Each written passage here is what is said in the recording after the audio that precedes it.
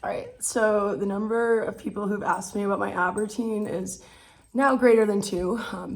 It's 3. It's 3.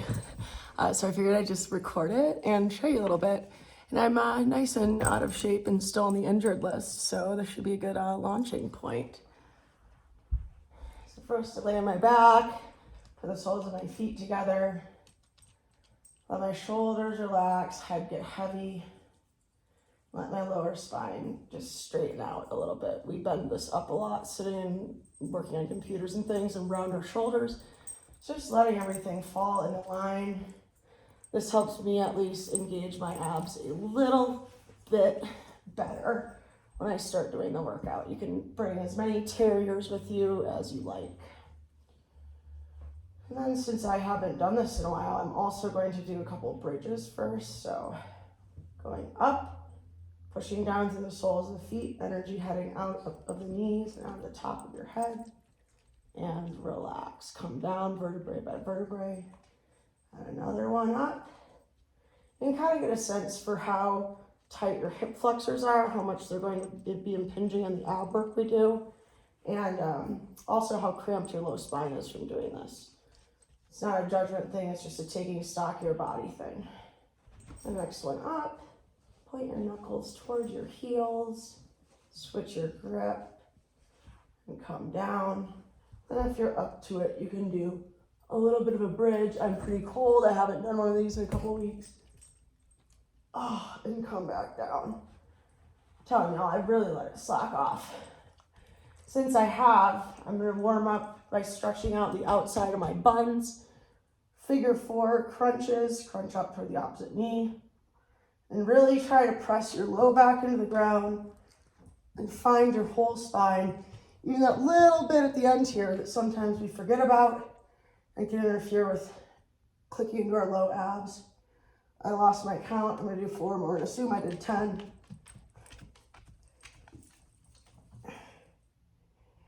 And then cross your legs and do a supine twist looking over the opposite shoulder. Again, you can rent a terrier to lick your hand if you need a little extra support. And then we'll do the other side, crossing left over right. This is my bad knee, so we're not going quite as far. If you have other limitations, just don't hurt yourself. And crunch up.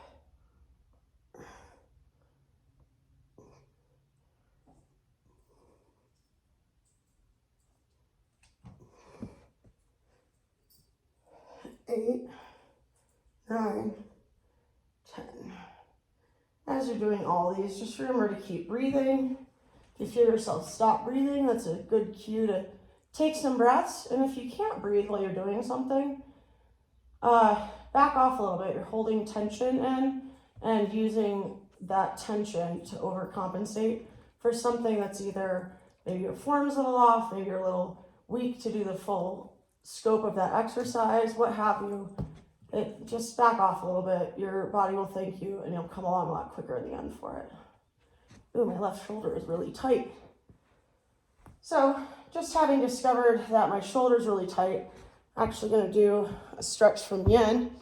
I'm going to take this arm and put it out behind me and come up on my side and place my right hand tented near my ribs like this. And then I'm also going to bend my right knee up for a more advanced posture. Just keep your legs stacked if that doesn't feel good. I'm going to breathe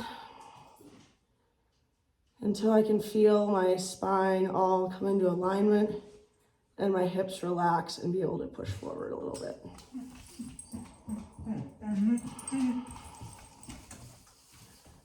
Zephyr, leave the kitty alone. Leave him alone. And then come on over and do the other side, putting your right arm out and tenting your left fingertips at your rib cage, and then you can set your foot flat on the floor if you need a more advanced stretch. Otherwise, just stack your legs.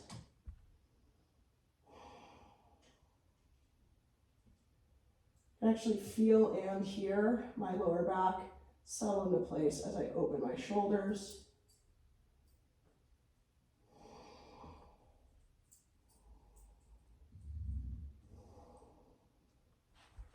And then come back around, and we're ready to start the main deal. I'm checking in with myself again, quick with my feet together. Hands facing up to receive energy. And shoulders relaxing down my back. Already my hips and my low back are so much happier.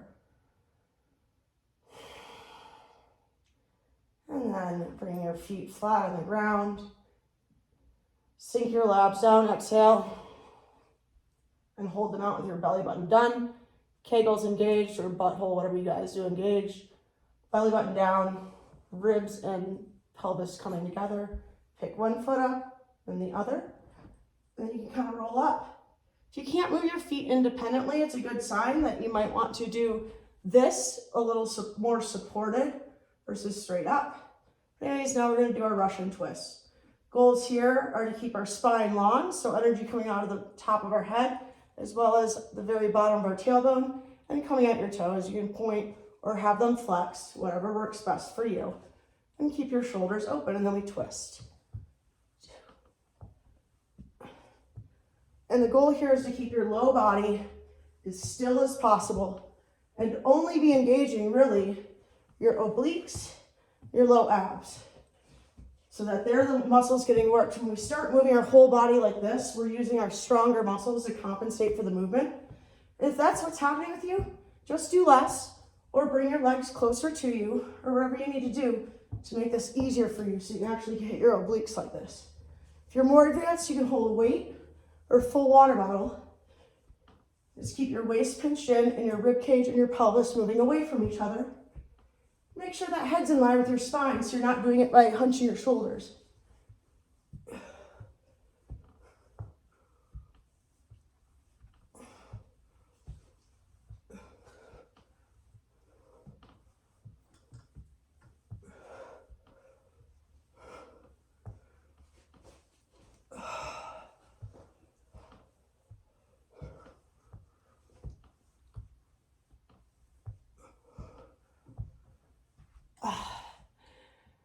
When you start feeling fatigued and you're using your hip flexors more, which if you haven't done this in a while or you're new to this, you might use your hip flexors a bunch anyway. That's fine.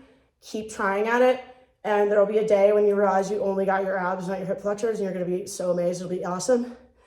But go till you have a fatigue point and your form starts to suffer. Because after your form suffers, you're going to hurt yourself. You're not going to get the intended effect you want. You're going to be really sore. If you're over 30, going to bed tonight is going to suck. So just listen to your body, and if you're not at the point where you're doing, I try to do at least 20 to 40 a day. I'm doing this all the time. It's like 80 or 100. I count 2 twists, one each side is 1. But just keep a number of your first day and do that for another day, and then just try to keep scaling it up.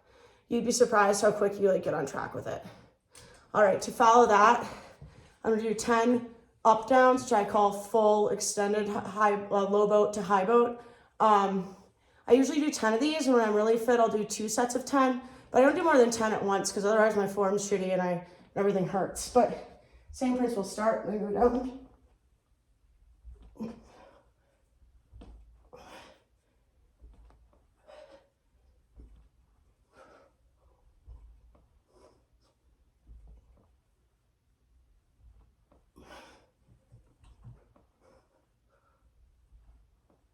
And those follow the same principles as we laid out for the Russian twist. You want your belly down. If your belly's puffing way out when you're tensing it, those are your outer abs. You want to sink the ones that are down close to your spine. They kind of hug around your spine, running all the way up. So shoulder blades down your back, chest open and out, low abs engaged, and your ribs in.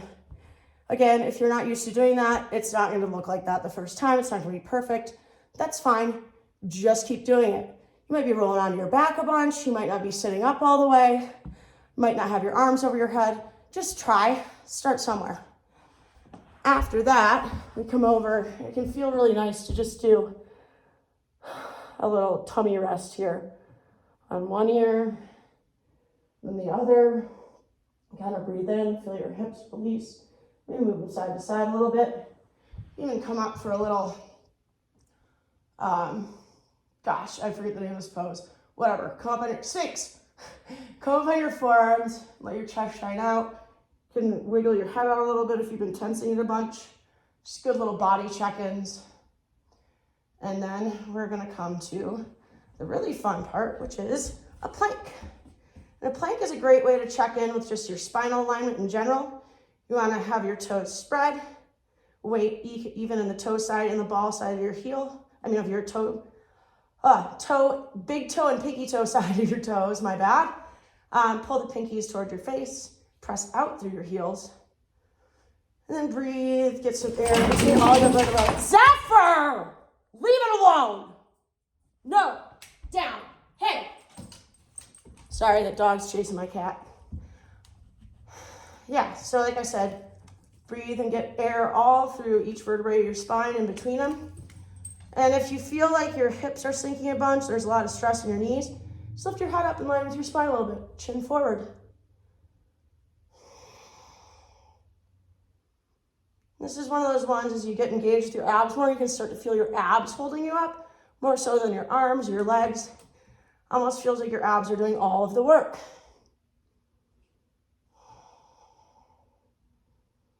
It's another one of those ones when you're ready for it, whenever you're feeling burnt out, come down to your forearms, continue on a forearm plank.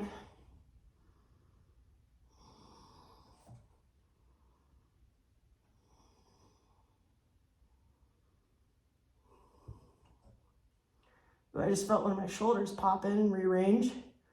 There we go. And I feel I need to hug my outer hips in more. Just as you start to do these day by day, you'll notice changes in your body, different ways you can optimize how you're holding yourself. That carries over to when you're in like a desk chair and all that shit too.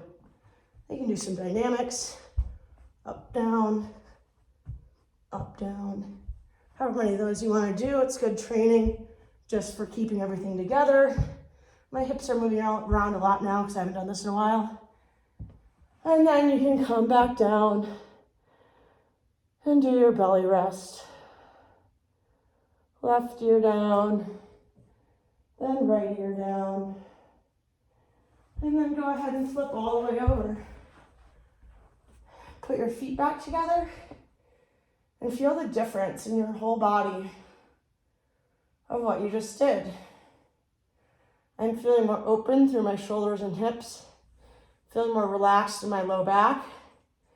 I just feel more put together overall and better aligned. And then I also extend my legs into a full shavasana, as you call it in yoga. Let the shoulders really relax and come down my back. I think that's my biggest learning from this pose is that I often, when I'm trying to put my shoulders back, they're still way up in my ears, so I just end up geeking them out really hard. A little bit of relaxation goes a long freaking way, people.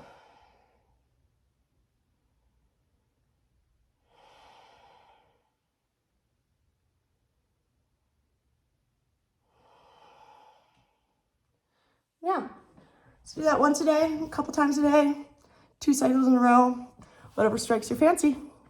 Happy crunching.